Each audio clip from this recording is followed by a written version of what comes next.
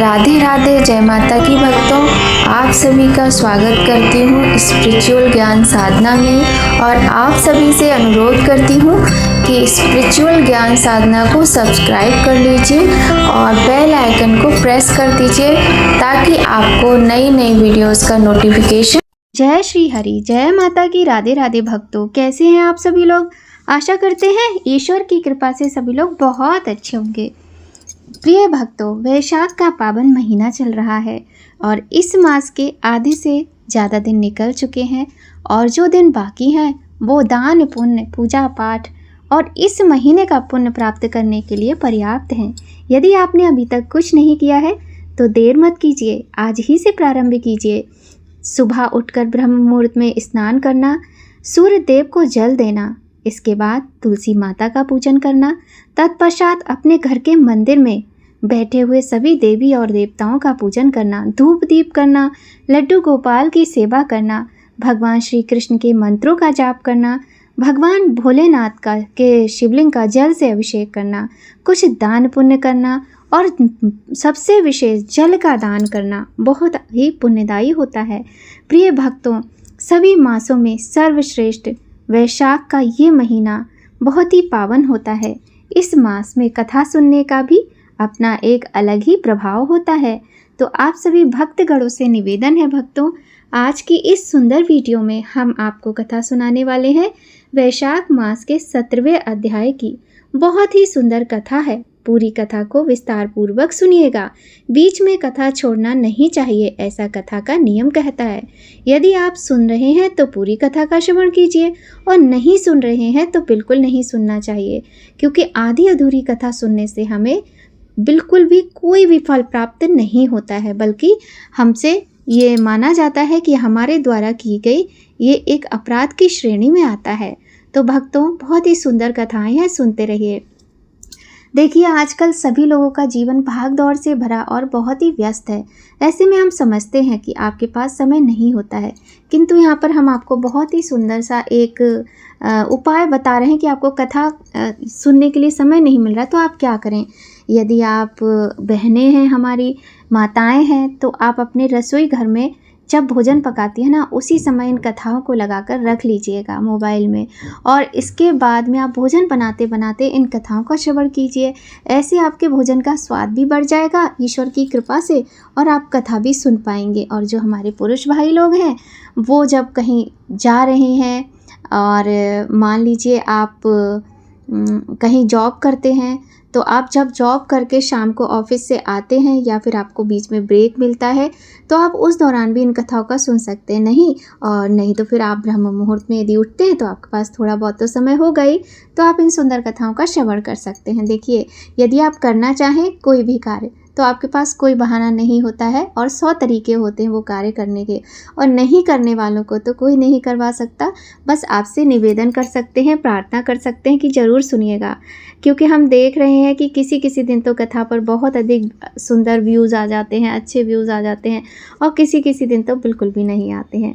तो मोटिवेशन बहुत अधिक आवश्यक है कोई भी कार्य करने के लिए, और जिस कार्य से सबका भला हो रहा हो, सबको पुण्य प्राप्ति मिल रही हो और सबका भला हो रहा हो, वो कार्य तो बहुत ही उत्तम ही सर्वोत्तम होता है।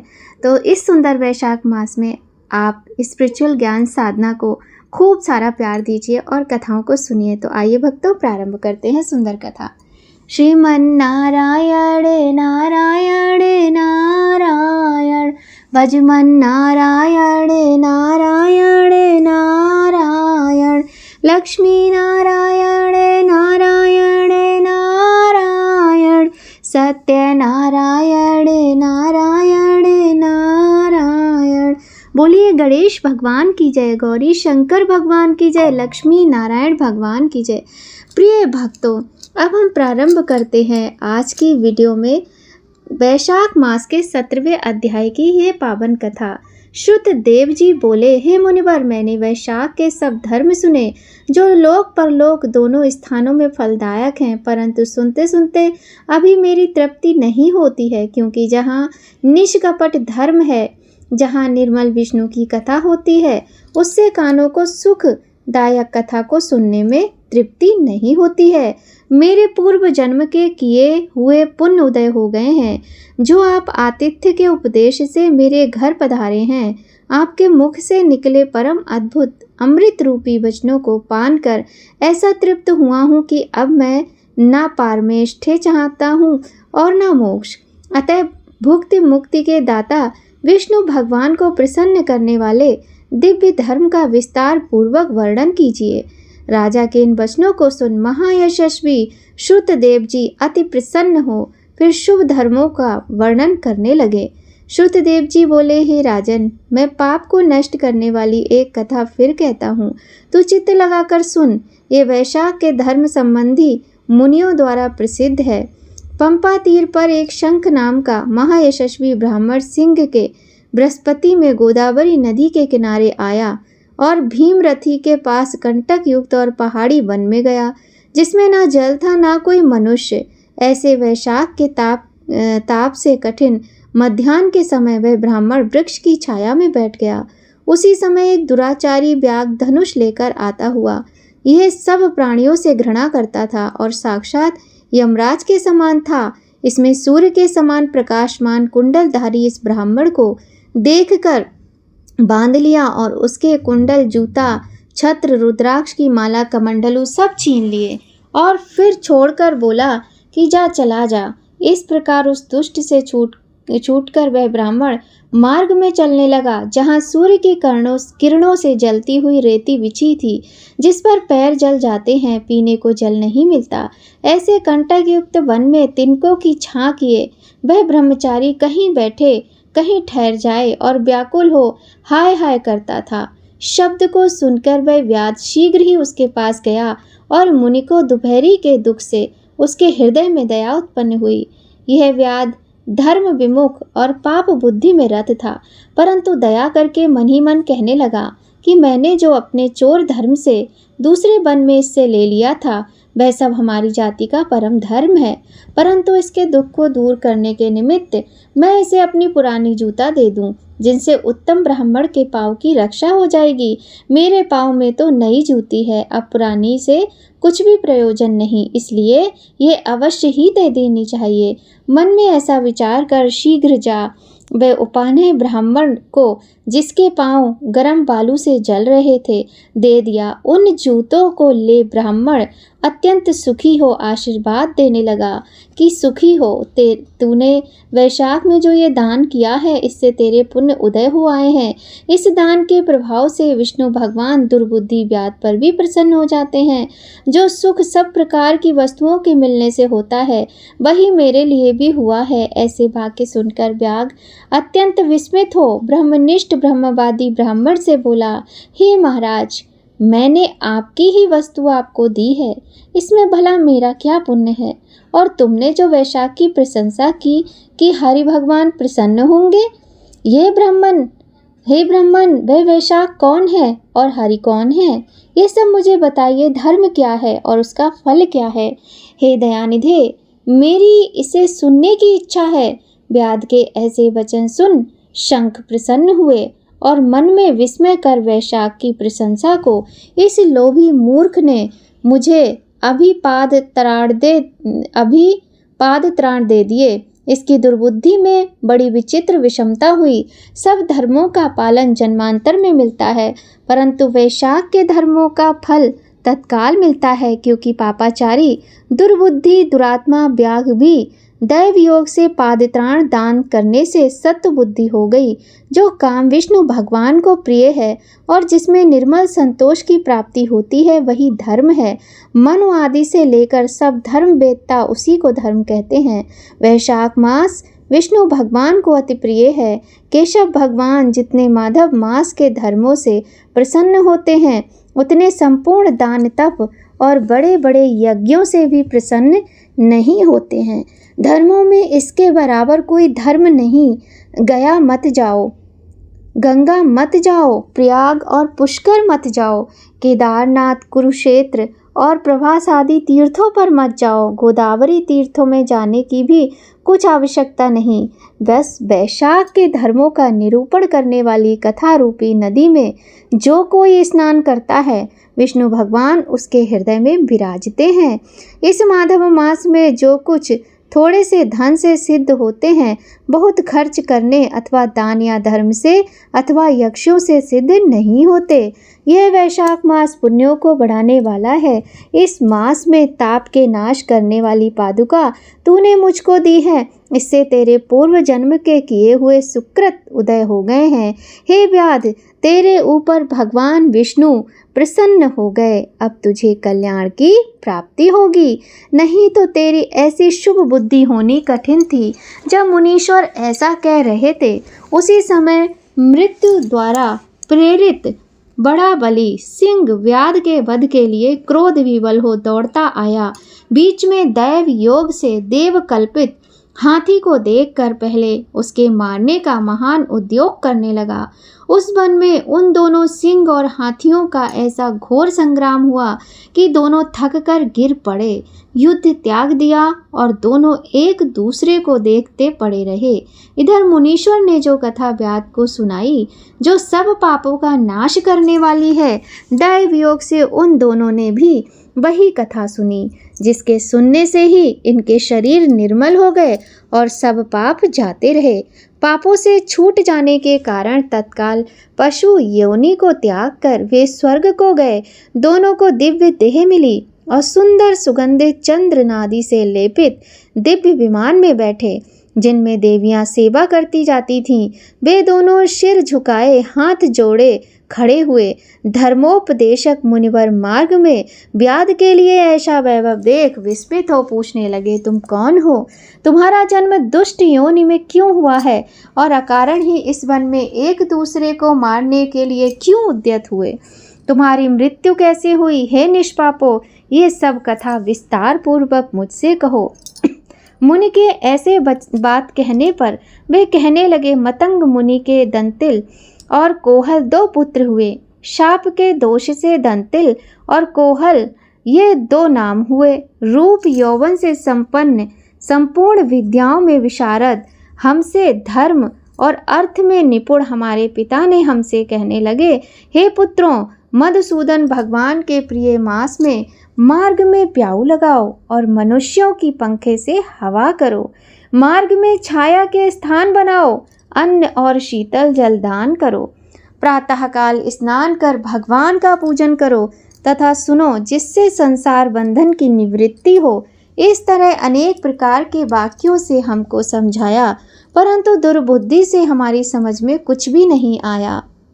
पिता वाक्य सुनकर मुझ दंतिल को अत्यंत क्रोध आया और कोहल मदोन्मत्त हो गया। तब धर्म की लालसा वाले हमारे पिता ने क्रोधित हो शाप दिया कि धर्म से विमुख पुत्र, कटु वाक्य कहने वाली स्त्री और अब्रहन राजा को तत्काल त्याग दें। ना त्यागे तो पापी हो, जो दाक्षिण्य से अथवा लोभ के वशीभूत हो। इनका संसर्ग करते हैं, वे 14 मनवंतर तक नरक भोगते हैं। ऐसा विचार कर मद और क्रोध से परिप्लुप्त हम दोनों को शाप दिया कि दंतिल, तू अपने क्रोध के कारण सिंह की योनि प्राप्त करेगा और मदोन्मत्त कोलाहल को मतवाले हाथी की योनि मिलेगी। तब हम बड़े दुखी हुए और शाप निवृत्ति के लिए प्रार्थना करने लगे। हमारी प्रार्थना सुन पिता ने शाप मोक्ष का हमें उपाय बताया। तुम दोनों पशु योनि पाकर थोड़े दिन पीछे एक दूसरे को मारने के लिए उद्यत होगे।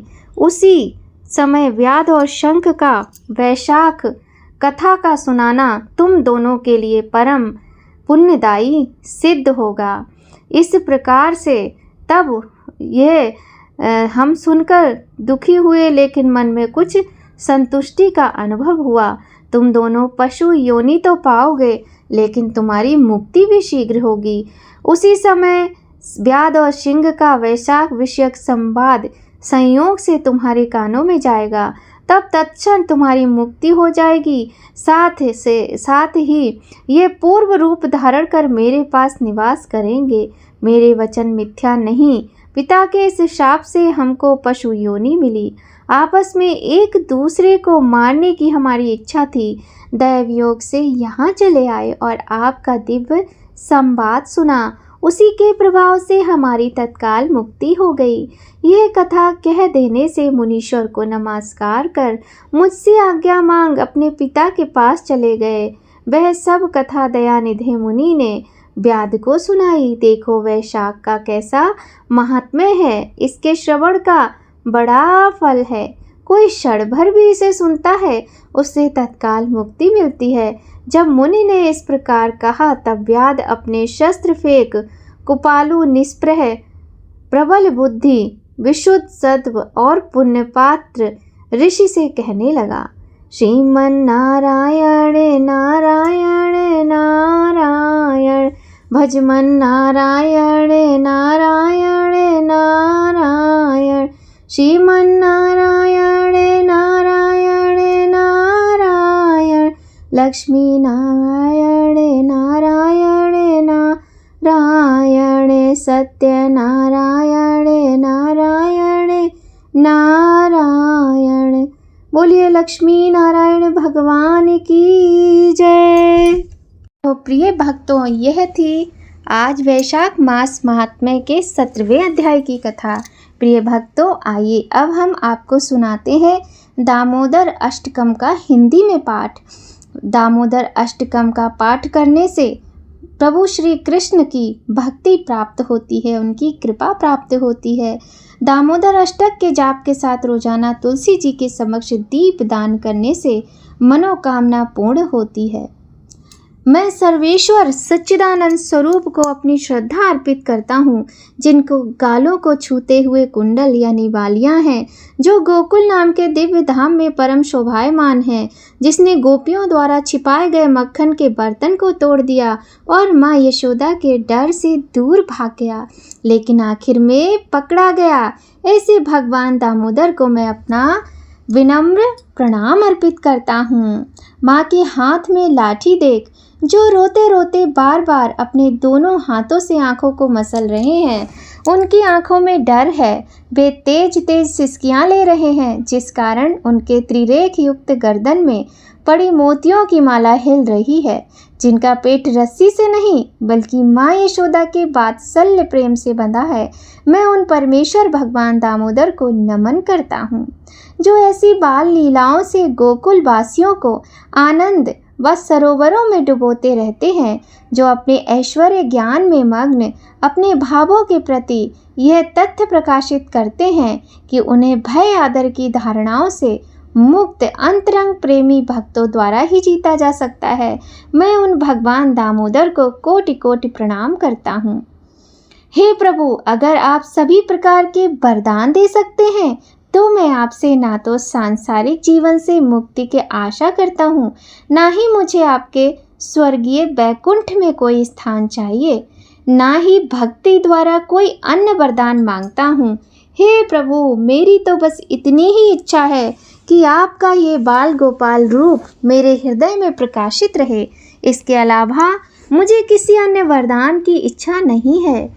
हे प्रभु, आपका घुंघराले बालों से घिरा हुआ श्याम रंग का मुख कमल, जो माँ यशोदा द्वारा बार बार चुंबन किया जा रहा है, और आपके होंठ बिंब फल की तरह लाल हैं, आपका यह अत्यंत सुंदर कमल रूप मुख मेरे हृदय में सदा विराजित रहे।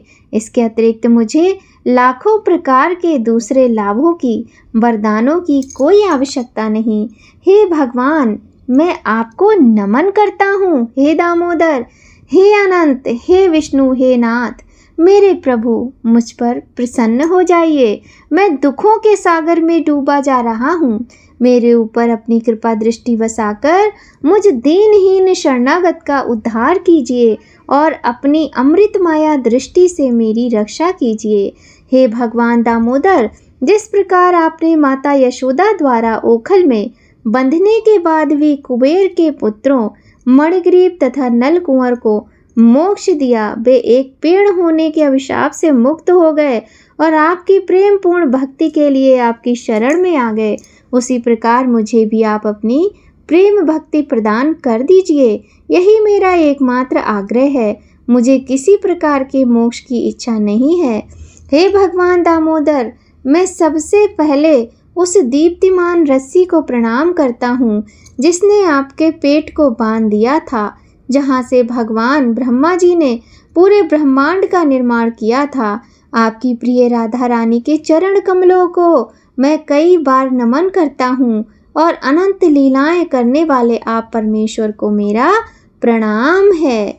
बोलिए श्री कृष्ण भगवान की जय, बोलिए दामोदर भगवान की जय, बोलिए राधे कृष्ण भगवान की जय, लक्ष्मी नारायण भगवान की जय। प्रिय भक्तों, आज हमने बहुत ही सुंदर दामोदर अष्टकम का ये पाठ सुना, साथ ही वैशाख मास की कथा सुनी। अगर आपको आज की ये वीडियो थोड़ी भी अच्छी लगी हो तो वीडियो को एक लाइक ज़रूर दीजिएगा, और अगर आपको लगे ये कथाएं और सभी तक पहुंचनी चाहिए तो वीडियो को शेयर भी कर दीजिएगा। तो भक्तों, आज की वीडियो में बस इतना ही। मिलते हैं आपसे नई कहानी, नई जानकारी के साथ नया वीडियो में। तब तक सभी लोग खूब खुश रहिए, स्वस्थ रहिए, प्रसन्न रहिए। जय माता की भक्तों, राधे राधे।